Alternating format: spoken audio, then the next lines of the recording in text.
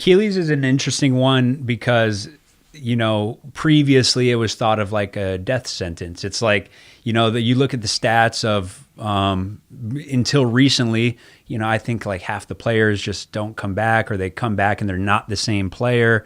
So when you get, a KD, and the narrative was always like, he's 7 foot and he moves like a gazelle. There's no way you can come back and perform at the same level. And he did. What was kind of like, what was the key to that success? Like, how did you get a 7 foot gazelle to come back and play the same, if not better?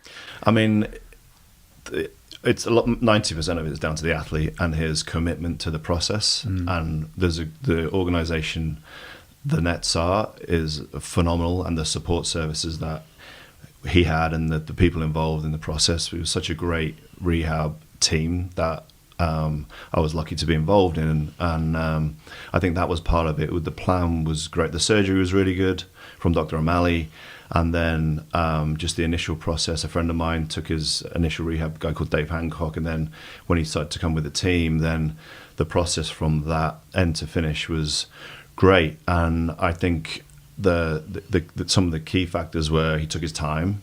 He didn't want to rush back.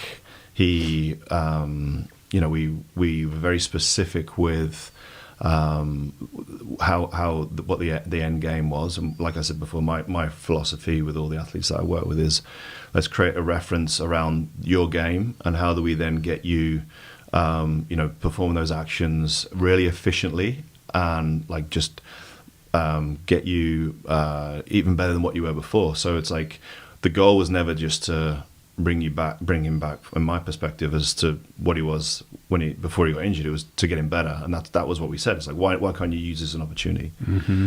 So because you hear it all the time, like players coming back from Achilles, and a lot of the doctors were saying, you're lucky if you get 80% back, but 80% of him is still a phenomenal player.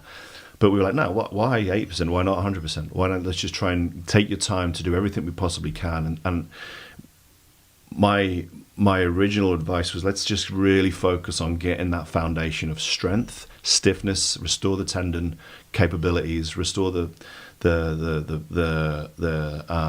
quality of the tendon, mm-hmm. and then transfer that into more elastic actions. And we spent a lot of time like developing that. So it's like really get that good strength foundation, and then do a lot of elastic actions that are based on the stuff that he does when he's playing.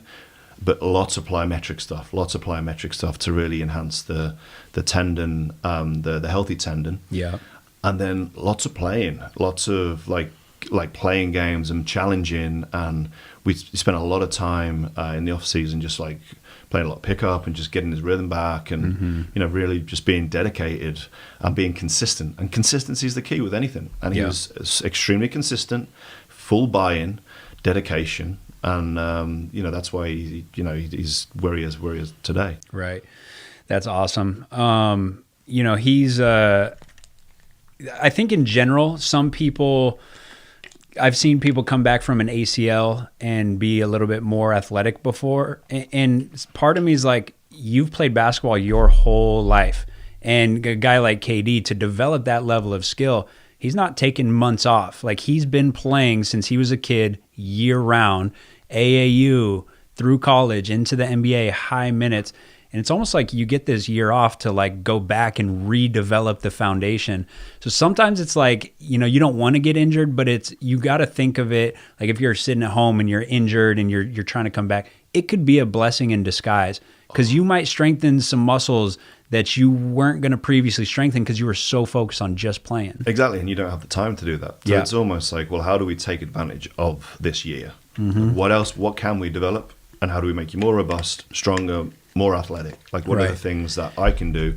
And then what else can you work on in your game, which is the most important thing when you are at that level to start doing that. Yeah, you can watch more film. The game might slow down when you come back because you watch so much film. That's huge. And that is like such a big factor in rehab, is like not only watching like the things that you do well, but watching the things that other great players do well, and then just constantly training your brain still on that team communication of the technical and the tactical side of things. So watching tons of film and watching footage and still stimulating the brain and getting in and around your peers, watching practice, being influential as a leader still and developing your leadership skills and trying to help, other younger players like develop and that all of those things are advantages to your rehab and will also, allow for more of a successful outcome because you're still, stimulating the things that are lacking from, what you'd normally get when you're playing. Yep. So just keeping that up is important. Right.